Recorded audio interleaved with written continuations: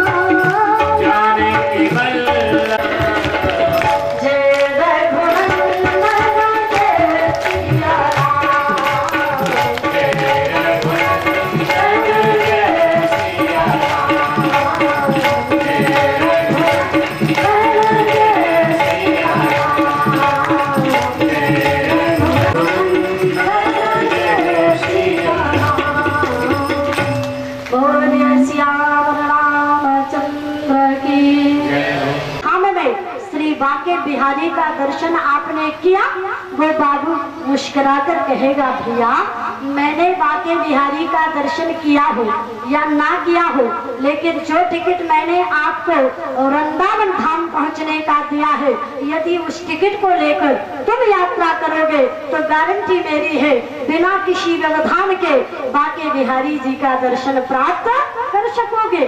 सीधी सी बात, हमारे संत महापुरुषों ने, विद्वान जनों ने भगवान का दर्शन किया हो या ना किया हो, लेकिन इन महापुरुषों ने जो राम नाम रूपी टिकट बांटा है, यदि उस टिकट को हम आप में से किसी ने खरीद लिया और राम नाम रूपी टिकट को लेकर यात्रा की, तो गारंटी मेरी है उस टिकट को लेकर यात्रा करने वाला व्यक्ति निसंदेह परमात्मा की चौखट तक पहुंच जाएगा, भगवान का दर्शन प्राप्त कर सकेगा, परमात्मा को प्राप्त कर सकेगा। बस इतने ही जानने की बात है। हम संसार में भटकते है, वो परमात्मा सुलझाने में असमर्थ नहीं होता। एक बार सोच के तो देखो, हमारे यहाँ तो मुनि महात्मा देवताओं की बात छोड़ो,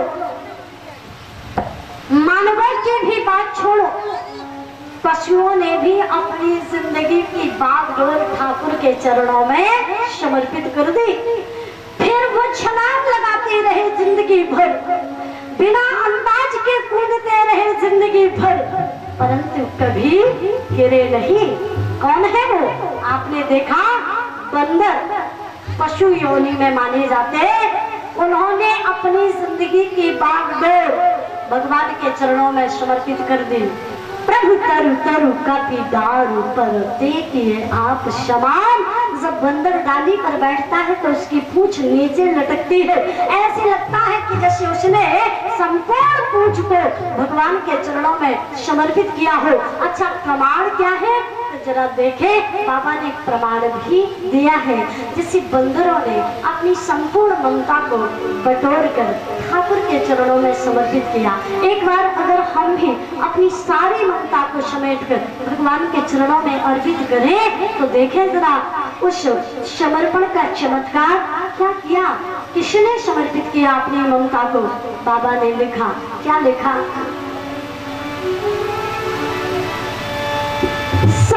की ममता तागे बटोरी, सबकी ममता तागे बटोरी, मामा पद मन है बाघ बटोरी,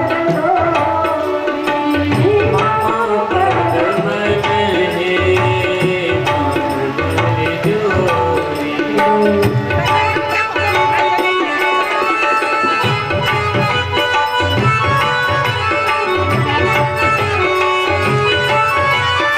बटोरी।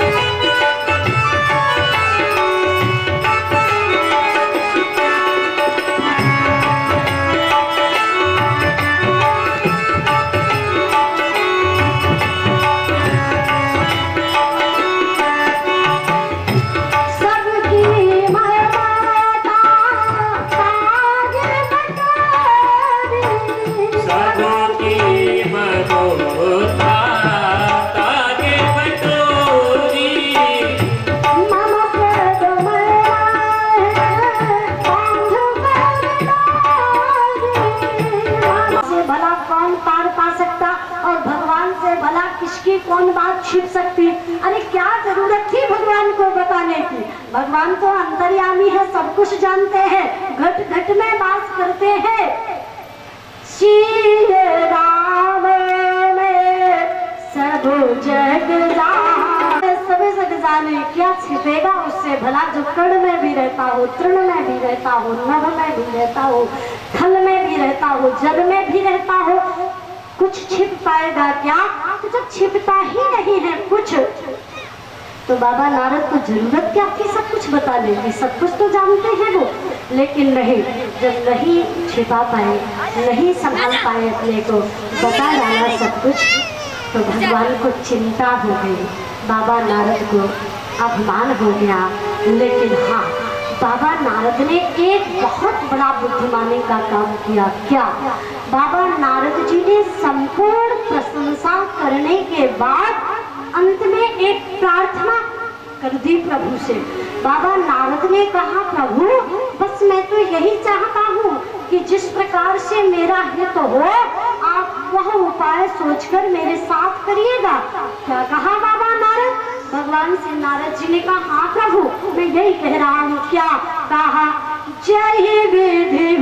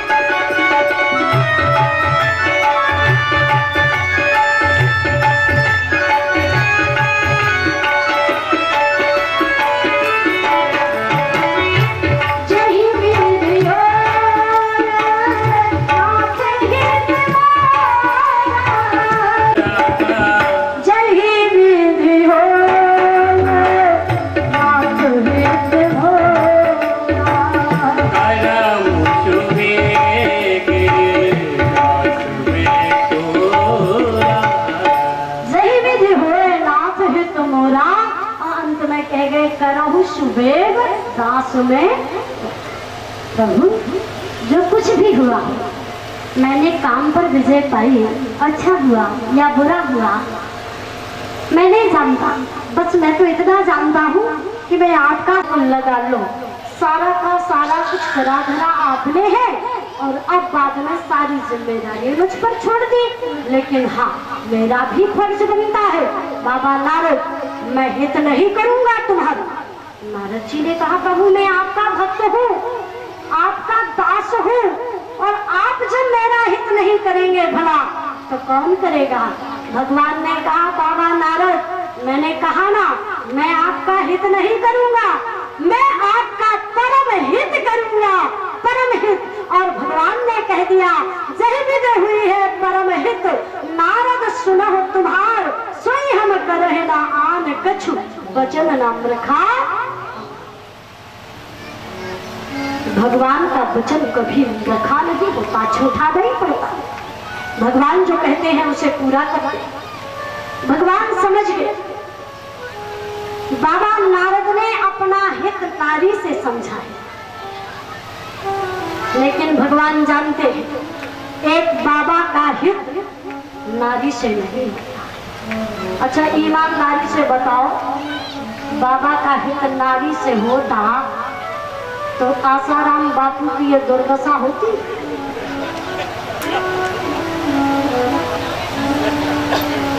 बुरा मत मानना, सत्य तो सत्य है, नहीं हो।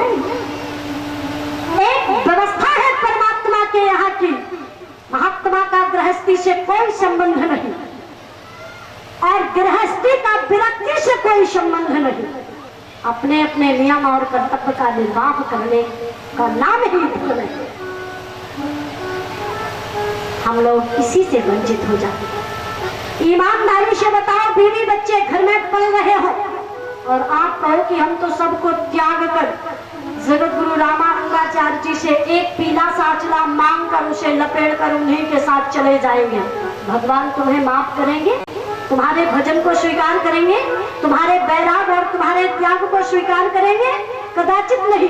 वो यही कहेंगे, नालायक निकल जा मेरे दरबार से, मैंने तेरी हथेली पर तो कुछ जीवों की जिम्मेदारियां सौंपी थी, जिन्हें पूरा नहीं कर पाया। क्या तू मेरी भक्ति करेगा? क्या तू मेरा भजन करेगा? हट जा मेरे दरबार से, तेरे लिए मेरे दरबार में कोई स्थान नहीं।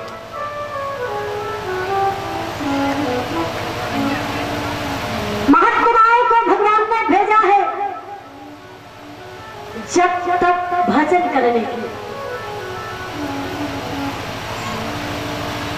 वो बात अलग है कि गृहस्थियों को अपनी आशीर्वाद की ऊर्जा से उन्हें जीने का साहस प्रदान करे।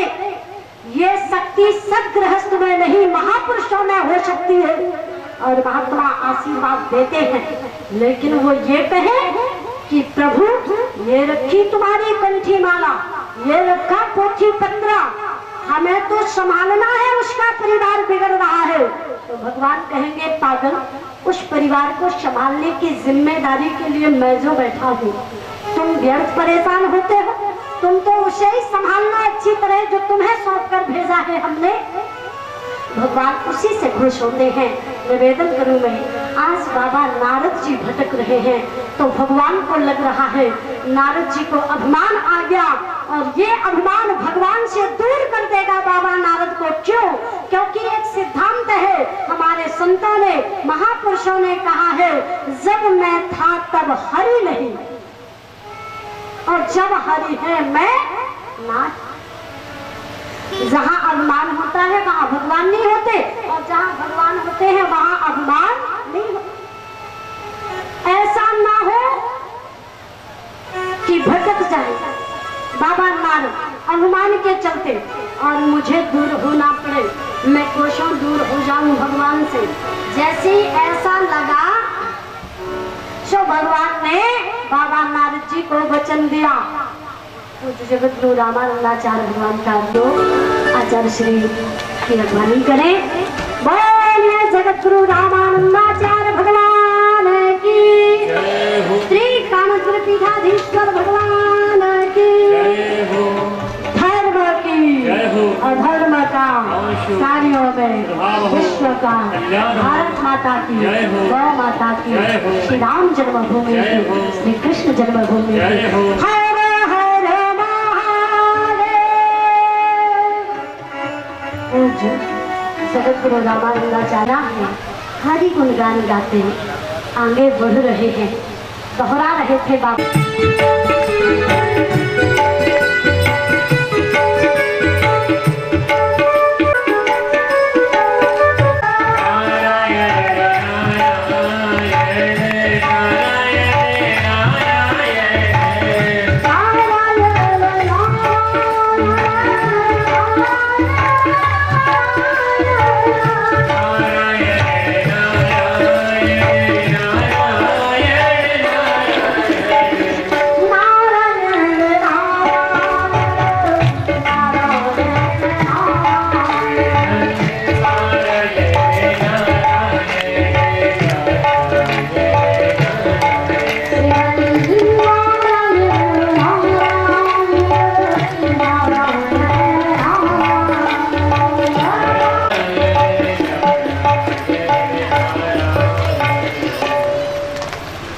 गुणगान गाते बाबा नारद जब आगे बढ़े